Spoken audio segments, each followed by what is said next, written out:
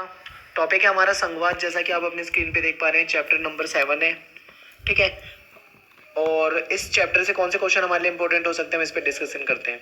भाई डिस्कशन करने से पहले मैं आपको एक बात बताना चाहता हूँ कि बहुत सारे बच्चों के व्हाट्सएप वगैरह पे मैसेज आते हैं और यूट्यूब पे कमेंट आते हैं, कई सारे टॉपिक और पता नहीं क्या क्या बता रहे हैं।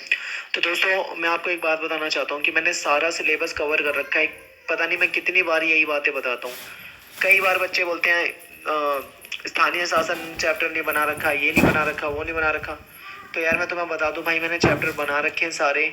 बस तुम्हें क्या करना है, तुम्हें ढूंढने हैं वो।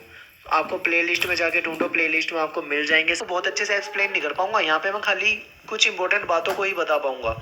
अगर आप अच्छे से टॉपिक को समझना चाहते हैं, समय तो कम है लेकिन फिर भी अगर आप अच्छे से समझना चाहते हैं तो आपको सारे चैप्टर अवेलेबल हैं। और उन चैप्टर में मैंने एक एक टॉपिक को बहुत अच्छे से और सिंपल तरीके से डिटेल में बता रखा है, आप वहां देख सकते हैं। ठीक है, यहाँ पे सिर्फ उन्हीं क्वेश्चनों को डिस्कस करेंगे जो इंपॉर्टेंट हो सकते हैं, क्योंकि अगर मैं हर एक चीज को लेके बैठ जाऊंगा तो मैं एक दिन में मुश्किल से 1 या 2 वीडियो ही बना पाऊंगा। लेकिन अगर मैं इंपॉर्टेंट क्वेश्चनों को करवाऊंगा तो मैं पूरा सिलेबस करवा पाऊंगा। ठीक है, तो आपको देखना है पूरा सिलेबस चाहिए या अच्छे से चैप्टर चाहिए। और अच्छे से चाहिए तो पहले से बना ही रखे, आप वहां से देख सकते हो।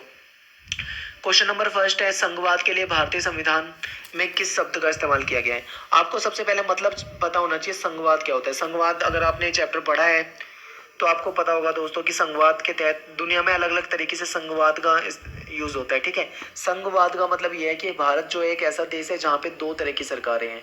एक तो हमारी होती है राज्य की सरकार, एक होती है केंद्र की सरकार। उनके बीच में शक्तियों का विभाजन होता है। ज्यादा ताकतवर होती है वो केंद्र सरकार होती है, और ये सारा सिस्टम संघवाद के तहत ही आता है। लेकिन यहाँ पे क्वेश्चन ये नहीं पूछा संघवाद क्या है, यहाँ पे ये पूछा गया है कि हमारे संविधान में संघवाद के लिए कौन से शब्द का इस्तेमाल किया गया है। तो हमारे संविधान में यूनियन शब्द का इस्तेमाल किया गया है। क्या शब्द है? Word union. ठीक है, जिसको हम ऐसे लिख सकते हैं हिंदी में यूनियन, यूनियन। इसके बाद अगला क्वेश्चन है कि संघवाद क्या है। ये है वो क्वेश्चन, हमें बताना है भाई संघवाद क्या है। तो आप जैसा कि अपनी स्क्रीन पे देख पा रहे हो, आपको क्या करना है, सबसे पहले मैं आपको एक चीज बता देता हूँ। पहले मैं पेन का कलर चेंज करूँ। हाँ, अब देखो संघवाद क्या है, हमें ये बताना है। सबसे पहले आपको जब भी आप रिवीजन करोगे तो सबसे पहले सारे क्वेश्चन पढ़ने के बाद आप समरी पढ़नी है। सबसे पहले भाई समरी पढ़ने के बाद आपको सारे क्वेश्चन देखने हैं। क्वेश्चन देखने के बाद आपको वो क्वेश्चन छांटने जो आपको नहीं आते हैं, फिर आपको उन पे फोकस ज्यादा करना है। यही तरीका होता है रिवीजन का। अब यहाँ पे जैसे कि आप अपनी स्क्रीन पे देख पा रहे हैं दूसरा क्वेश्चन कि संघवाद क्या है। तो केंद्र सरकार और राज्य सरकार, आपको पता है हमारे यहाँ पे 2 तरह की सरकारें होती हैं और उनके बीच में शक्तियों का बंटवारा होता है। यानी जैसे मैं बात करूं, हमारे यहाँ पे संघवाद है और संघवाद के तहत 2 तरह की हमारे यहाँ पे सरकार है। एक होती है केंद्र की सरकार, एक होती है राज्य की सरकार। दोनों के बीच में शक्तियों का बंटवारा होता है। केंद्र की सरकार जो होती है वो ज्यादा ताकतवर होती है, इसके पास पैसा, टैक्स वगैरह सब कुछ आता है, ये पूरे देश को देखती है। राज्य की सरकार जो होती है वो अपने अपने राज्यों को देखती है। तो यही जो सिस्टम है ये सारा संघवाद के तहत आ जाता है। ठीक है,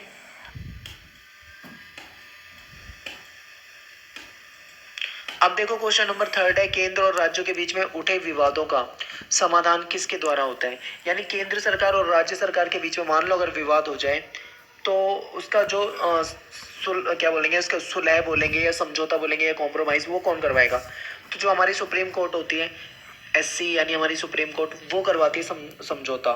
ठीक है, समाधान ढूंढती है। अगला क्वेश्चन ये है, क्वेश्चन नंबर 4 कि भारत में संघवाद व्यवस्था को क्यों अपनाया गया है। क्यों अपनाया गया भाई भारत में। तो आप देखो भाई, मैं इसका सबसे बड़ा रीजन बता देता हूँ। क्योंकि देखो हमारे देश में ना पहले संविधान बनाते टाइम ये बातें चल रही थी कि केंद्र को ज्यादा ताकतवर बनाया जाए या राज्यों को ज्यादा ताकतवर बनाया जाए। तो बहुत सारे व्यक्ति ऐसे थे कहते थे राज्यों को ताकतवर बनाना चाहिए, बहुत सारे व्यक्ति ऐसे थे जो कहते थे केंद्र को बनाना चाहिए।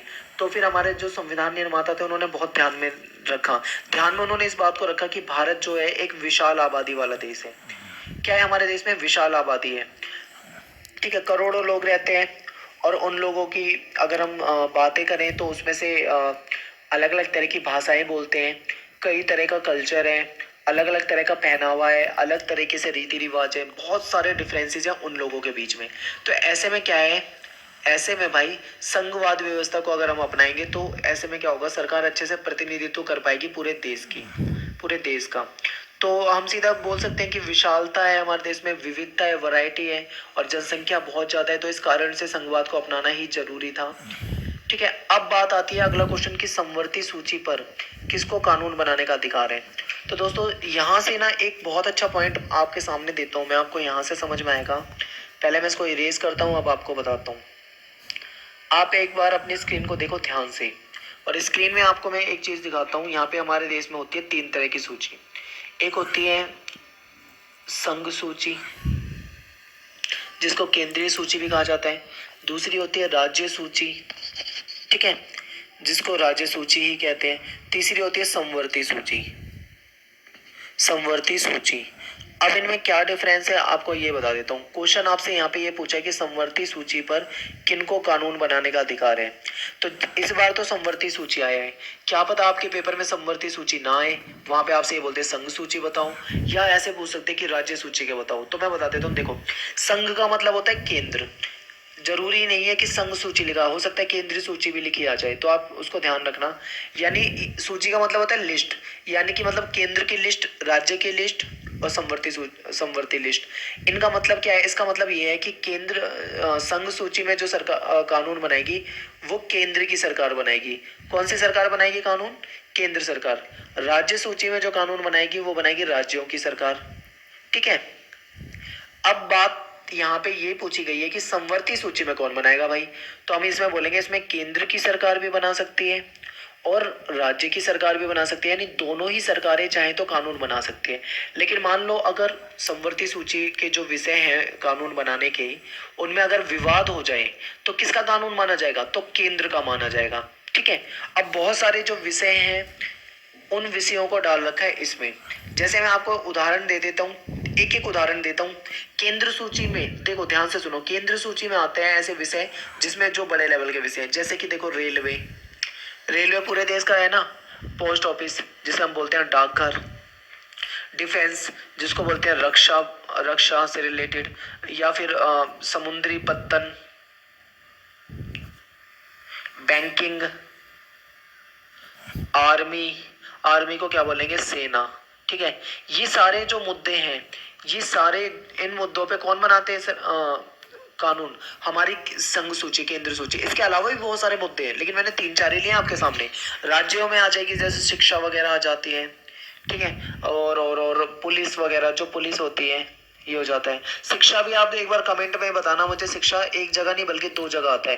कौन कौन सी सूचियों में आता है आपको ये बताना है।